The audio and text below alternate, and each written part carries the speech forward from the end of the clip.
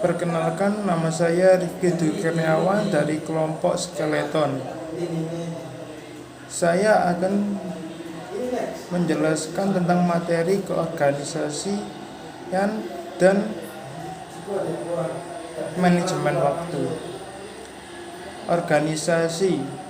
Organisasi adalah badan tujuan yang dibentuk untuk tujuan yang sama atau tujuan sama-sama. Macam organisasi.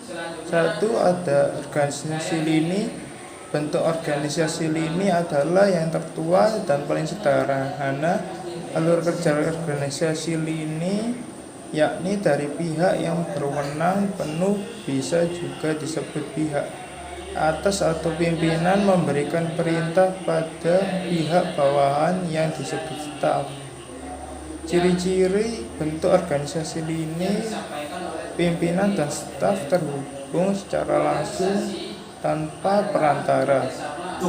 Sifat kerjanya vertikal, dari atas ke bawah, dari atasan ke bawahan, dari pimpinan ke staf.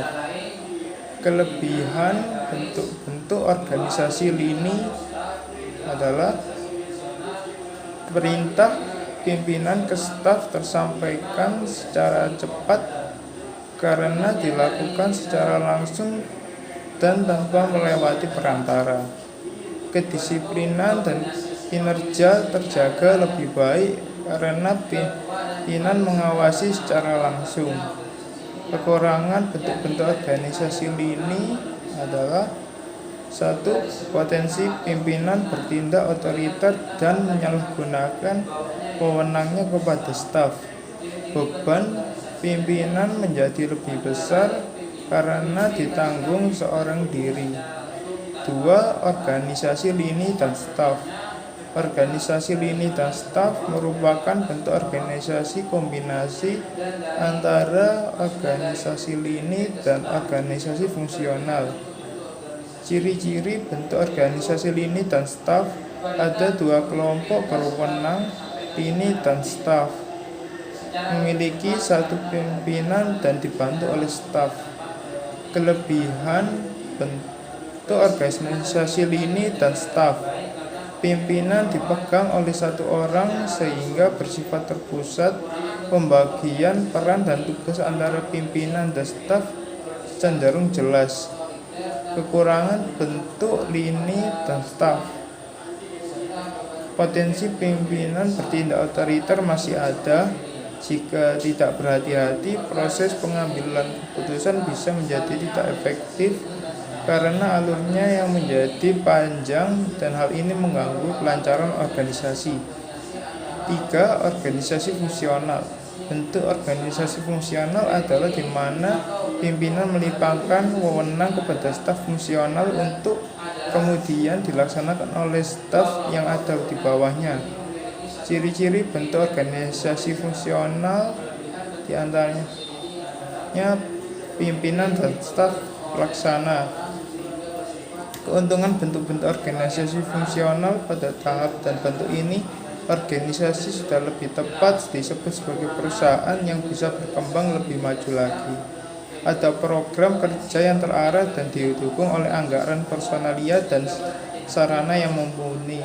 Kekurangan bentuk organisasi fungsional: pengawasan kerja menjadi agak lebih rumit, misalnya kondisi staf fungsional yang lebih tinggi dan kepala unit, sehingga membuat inspeksi sulit dilaksanakan.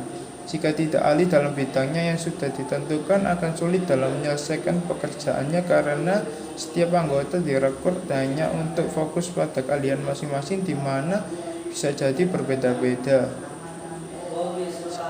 Sekarang manajemen waktu dari pemateri Miftah Huda. Tips-tips untuk memanajemen waktu: 1. Tabel skala prioritas. 2. Memaksimalkan teks dengan skala prioritas. 3. Cari teman agar lebih paham. 4. Ikuti prinsip Q 2 minute dari buku Atomic Habits dari James Clear. 5. Berani bilang tidak jika ada tawaran tidak sesuai dengan prioritas kamu. 6. Memanfaatkan time blocking atau Pomodoro. 7. Kolaborasi saat belajar. Sekian dari saya. Bila ada salah kata, mohon dimaafkan. Terima kasih.